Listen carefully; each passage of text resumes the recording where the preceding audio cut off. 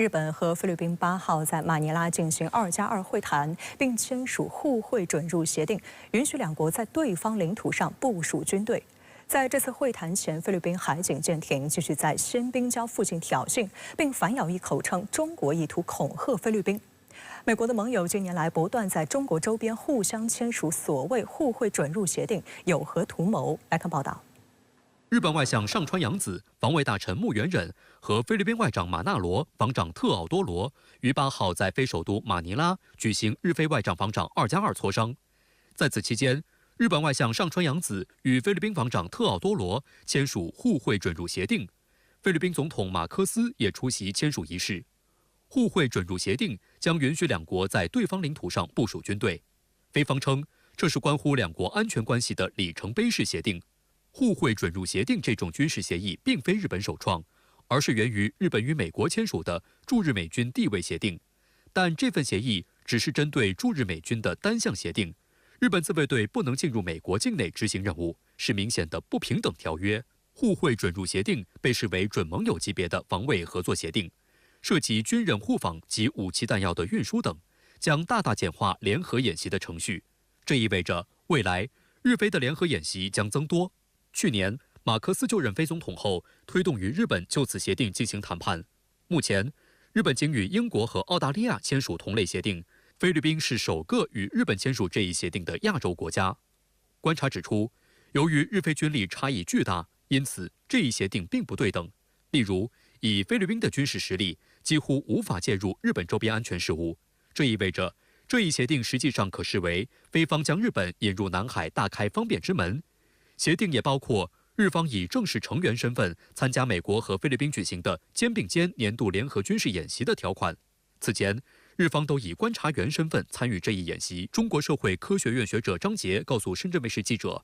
日菲加强军事合作，实际上加强了美国同盟之间在人员和物资相互进入到彼此国家的便利性和互操作性，从而方便美国盟友开展军事演习对中国进行遏制。这对于南海问题、东海问题，甚至台海局势都会造成消极影响。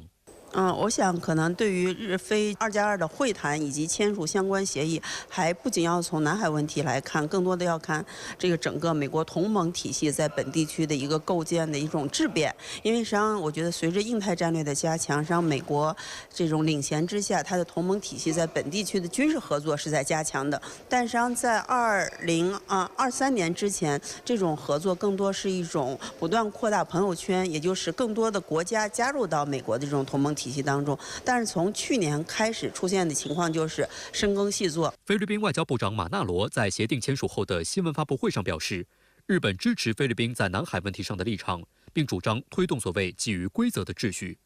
日本共同社还渲染称，日菲都是美国盟友，两国近年来加强防务方面的关系，以应对中国在东海和南海的活动。中国外交部发言人林健8号对此回应表示，国与国之间开展交流合作，不应损害地区国家间的相互理解与信任，不应破坏地区和平与稳定，不应针对第三方或损害第三方利益。亚太地区不需要军事集团，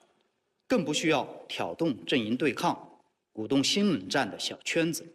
林健还表示，二战时日本曾对包括菲律宾在内的东南亚国家进行侵略和殖民统治，负有严重罪责。日本应认真反省侵略历史，在军事安全领域谨言慎行。除了签署互惠准入协议，日本还同意向菲律宾提供5套海岸监视雷达，这是日本官方安全援助计划下的第一个合作项目，旨在帮助提高菲律宾的所谓威慑能力。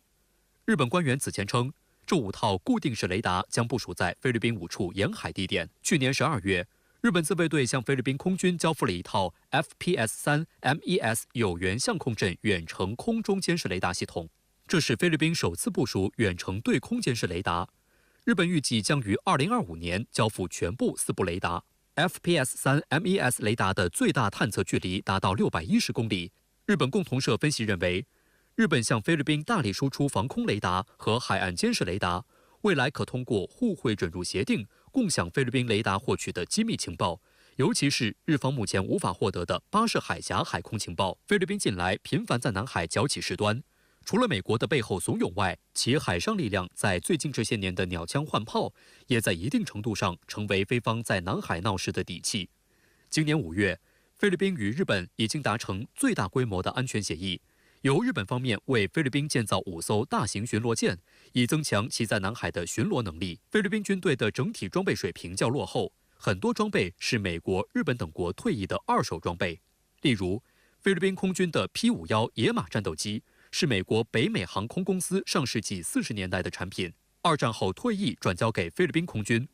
菲律宾海军的汉密尔顿级巡逻舰也是上世纪60年代的产品，至2016年7月，从美国海岸警卫队退役后，共向菲律宾海军交付3艘，现在仍在使用。日本并不是第一次向菲律宾提供武器装备。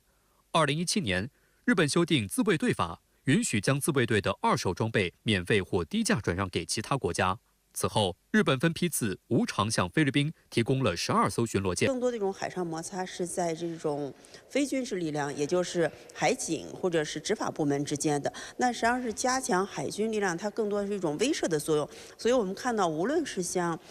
美国和菲律宾这样的，实际上美国军舰直接到一线，加入到和中国的这种对抗当中，到目前也没有出现。那么何况像是日本，所以我仍然觉得他可能就是说，我通过在整个美国同盟体系之下，那么日本啊，还有澳大利亚这些国家和菲律宾在军事方面的一些合作，尤其签一些协议啊，或者进行一些级别并不高的军联演联训啊，它是像是给菲律宾在这种打击撑腰，那么可能会使菲律宾在军事或者是执法的过程当中更冒进一些。外界注意到，菲方在南海一边挑衅，一边又同中国接触磋商。今年以来，中菲已经在南海双边磋商机制下召开了2次会议。会上，菲方也与中方互相确认维护南海和平稳定符合双方利益，也是地区国家的共同目标，同意继续通过双边磋商机制等机制保持对话协商，管控矛盾分歧。然而，时隔不到1周，菲律宾海岸警卫队6号表示，中国最大的海警船停泊在南海菲律宾专属经济区内，意在恐吓马尼拉。菲律宾《每日问询者报》7号的报道提到，菲律宾海岸警卫队长达97米的特雷莎·马格巴努阿号舰艇自4月以来一直停留在仙宾礁。有中国专家指出，菲律宾正以此为借口，企图对仙宾礁实施实际霸占，形成新型的坐滩。实际上，菲军舰非法坐滩严重破坏南海生态。根据中国自然资源部南海生态中心和自然资源部南海发展研究院8号发布的仁爱礁非法坐滩军舰破坏珊瑚礁生态系统调查报告，基于卫星遥感和现场调查数据证实，菲律宾军舰长期在中国南沙群岛的仁爱礁非法坐滩，造成附近垃圾多，